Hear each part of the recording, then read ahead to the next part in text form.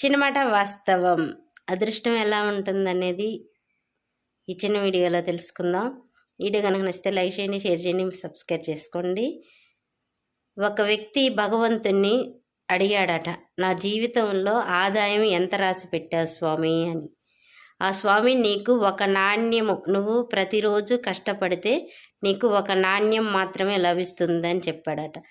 తన పని తను చేసుకుంటూ నాణ్యం సంపాదించుకుని దాంతో తృప్తిగా బతకటం అలవాటు చేసుకున్నాడు. అలా కొన్ని రోజులు పోయినాక అతనికి పెళ్ళయింది. పెళ్ళైనాక వెంటనే ఒక నాణ్యం నుంచి 10 నాణ్యాల ఆదాయం పెరిగిందట. మళ్ళీ భగవంతుని అడిగాడట, స్వామి నాకు ఎందుకు ఒక నాణ్యం అన్నా కదా 10 నాణ్యాలు ఇచ్చాను. నీ అదృష్టం అంతవాటికే నీ భార్యతోటి కలిసి వచ్చింది 10 నాణ్యాలు అయినాయి అని చెప్పాడట.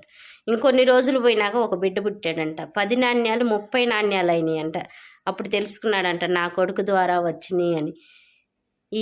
దీంట్లో ఉన్న అర్థం ఏంటంటే మన పని మనం చేసుకుంటూ పోవాలి అంతే.